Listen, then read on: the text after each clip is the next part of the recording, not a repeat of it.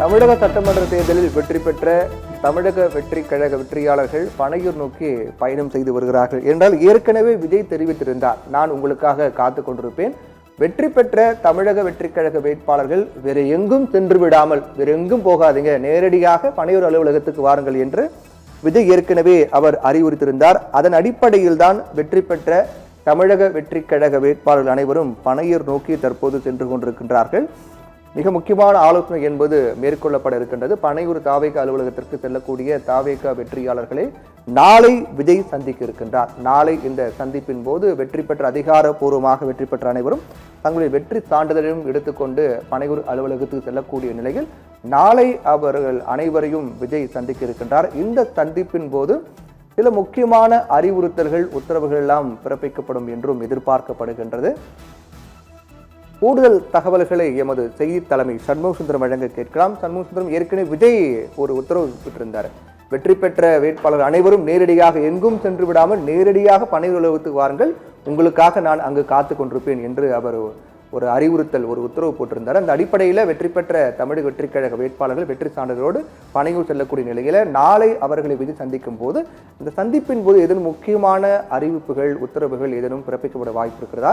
இந்த தருணத்தில் இந்த சந்திப்பு என்பது எந்த அளவுக்கு மிக முக்கியத்துவம் வாய்ந்த ஒன்றாக பார்க்கப்படுது? புதிய எம்எல்ஏக்கள், தமிழ்நாட்டின் புதிய எம்எல்ஏக்களின் படையெடுப்பு தொடங்கி இருக்கிறது.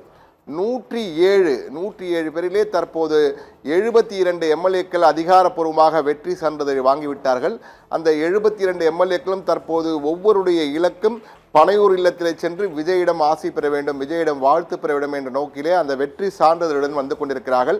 அந்த காட்சிகள் தான் நமக்கு நேரலையில் தற்போது வந்து கொண்டிருக்கிறது. முதல் காட்சிகளாக சத்தியம் தொலைக்காட்சி பிரத்யேகமாக அந்த காட்சிகளை தற்போது கொடுத்து கொண்டிருக்கிறது. அந்த வெற்றி வேட்பாளர்கள் ஒருவர் பின் ஒருவராக வந்து கொண்டிருக்கிறார்கள். விஜய் இன்னும் சற்று நேரத்திலே இன்று இரவு 11 மணி அளவிலே அவர் பனையூர் இல்லம் வர இருக்கிறார். பனையூர் அலுவலகத்திலே தனது வெற்றி வேட்பாளர்கள் புதிய எம்எல்ஏக்களை சந்தித்து வாழ்த்துக்களை தெரிவிக்க இருக்கிறார். அதன் பின் மிக முக்கியமான இரவு விருந்து ஒன்றும் ஏற்பாடு செய்யப்பட்டிருக்கிறது. சிறப்பு வெஜிடேரியன் சைவ விருந்து ஒன்று ஏற்பாடு செய்யப்பட்டிருக்கிறது. அதற்கு பிறகு நாளை காலை விஜய் மிக முக்கியமான ஆலோசனை நடத்துகிறார் எம்எல்ஏக்களுடன். அப்போது விஜய்க்கு ஆலோசனை தருகின்ற சில முக்கிய அதிகாரிகள், ஓய்வு பெற்ற அதிகாரிகளும் அந்த ஆலோசனையில் பங்கேற்கிறார்கள்.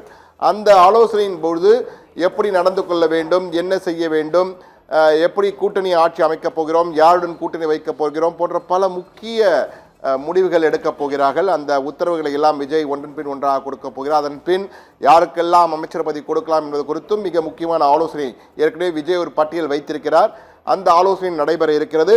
எனவே நாளை காலை தாவேகாவில் நடைபெறுகின்ற அந்த ஆலோசனை என்பது மிக மிக முக்கியமான ஆலோசனை.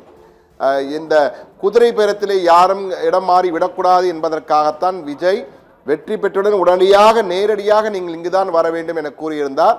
எனவே அந்த வகையில் தற்போது குதிரை பேரத்திற்கு அவசியம் இல்லை. ஏனால் விஜய் கட்சி தான் பெரும்பான்மை அல்ல, தனிபெரும் கட்சியாக உருவெடுத்திருக்கிறது. எனவே அனைத்து புதிய எம்எல்ஏக்களும் வந்து கொண்டிருக்கிறார்கள். எம்எல்ஏ என்பது பதவியேற்ற பிறகு தற்போது வெற்றி சான்றிதழ் கொடுத்து விட்டார்கள். தற்காலிக சபாநாயகர் சட்டப்பேரவை கூடியவுடன் தற்காலிக சபாநாயகர் தலைமையிலே பதவியேற்றவுடன் அவர்கள் முழுமையான எம்எல்ஏக்களாக மாறுவார்கள். தற்போது வெற்றி சான்றிதழ் பெற்ற எம்எல்ஏக்கள், எதிர்கால எம்எல்ஏக்கள் விரைவிலே எம்எல்ஏக்களாக பதவியேற்பார்கள். ஆனால் நடப்பு எம்எல்ஏக்கள் புதிய எம்எல்ஏக்கள் என்றே நாம் சொல்லலாம். எனவே அவர்கள் இந்த தற்போது ஒருவர் பின் ஒருவராக வந்து கொண்டிருக்கிறார்கள். திருவள்ளூர், அதே போன்று காஞ்சிபுரம் பகுதியில் இருந்த எம்எல்ஏக்கள் ஒருவர் பின் ஒருவராக வருகிறார்கள். ஆனால் தமிழகத்தின் தென்கோடியிலிருந்து வருகின்ற எம்எல்ஏக்கள் விரைவிலே அலுவலகம் வருவார். இன்று இரவு அல்லது இன்று நாளை காலைக்குள் வந்து சேர்வார் என்று எதிர்பார்க்கப்படுகிறது. அப்பொழுது முக்கிய முடிவுகள் எடுக்கப்பட்டு அறிவிப்புகள் ஒன்றன் பின் ஒன்றாக வெளியாகும் என்று உறுதியாக சொல்லலாம். பிரவீன்.